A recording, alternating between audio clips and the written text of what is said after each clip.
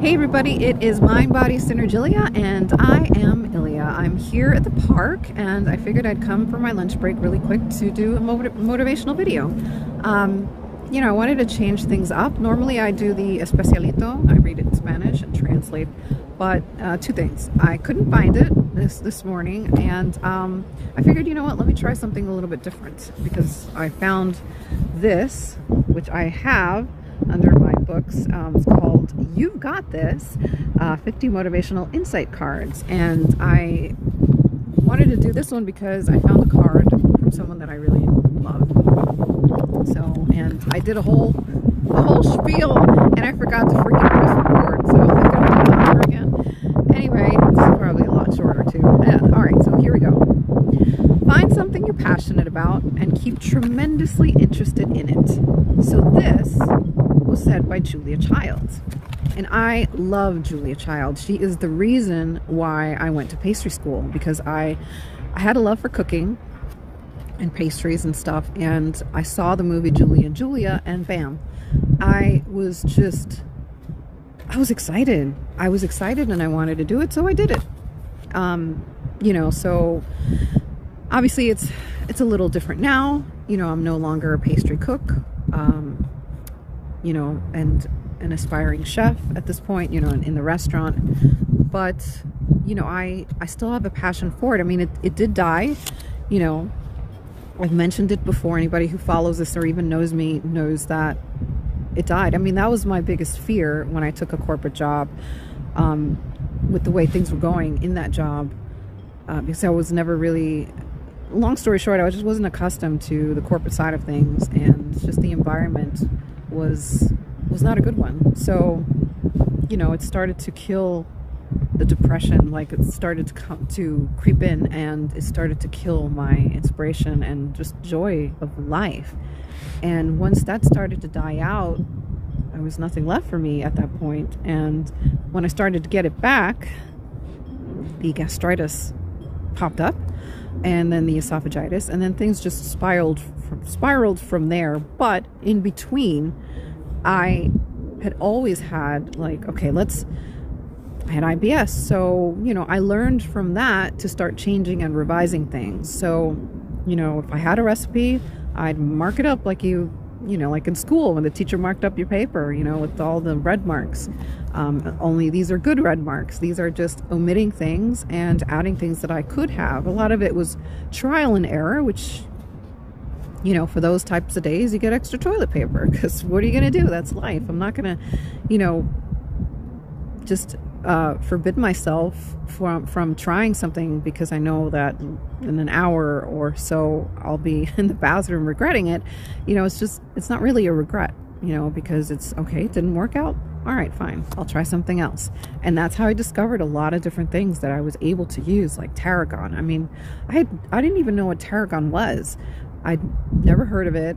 There's plenty of herbs and spices out there in the world, and it's just none of that stuff was really available here.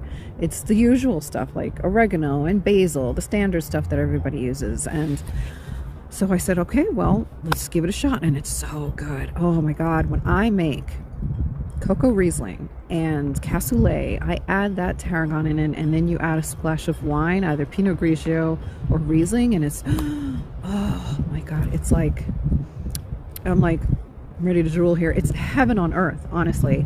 So that was one thing that I discovered, and there's just so many other things that I discovered, like coconut aminos. I discovered that. I mean, Trader Joe's, hello, thank you for bringing this delicious liquid gold to my life, because it turned out to be so good, and I use it on so many things now that I got worse with what I can't eat, and spices and all that stuff, seasonings that I didn't know what to do. So coconut aminos entered in my life, and I've put it on so many things, and it's been exciting because I'm starting to get that passion back, and keeping in it, keeping with that passion, keeping motivated is a little bit hard. So yeah, when you find yourself passionate about something, keep tremendously that mean? Well, for me, it means watching cooking shows, watching pastry shows, like that, the Greatest British Baking Show. I think that's the name of the show. Holy cow. I mean, it just excites me like nothing else does. Honestly, it's like, oh my God, okay, I want to try this, I want to try that. And the cooking shows is the same. My mom, God bless her, she's always watching cooking shows on the weekends, and she watches Chopped on the weekdays. And I just sit there with her. Normally I don't even put these things on anymore, and she does. And that's when it's like, ooh, my brain goes like a mile a minute, like, oh my God, okay, I gotta change this, delete that, add this, oh, maybe I'll make it this way. For example, the kitchen, that's where I got the idea for the pizza on a baguette, because they did pizza on a baguette for the Super Bowl. They did it differently, completely differently. They added soppressata and some other cold cuts on it. I just deleted all of that. I said, I'm not doing that. So I just did a standard pizza, which is just mozzarella, Parmesan cheese, basil, oregano, the tomato sauce, and that's it. It was really good. For somebody that has my issues, it's not a great idea, but I figured, let me try it, just to see how my stomach reacts. My stomach started to act a little bit, but then I was fine. So I figured, okay, let's try it again. So I'll probably be trying it tonight.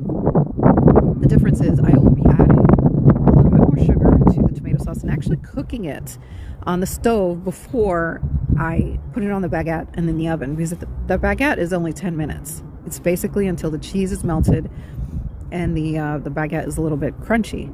So it needs a little bit more time, I think, on the stove. We'll see. And I'll be adding a lot less to my pieces of bread as far as tomato sauce, so that I don't have, full-on reaction to it.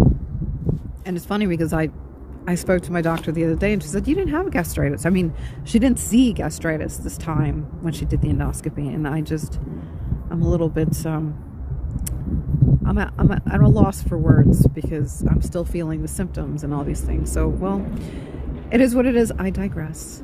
But that's how I've been getting my motivation. And it happened the other day when I posted online that I did I post this online?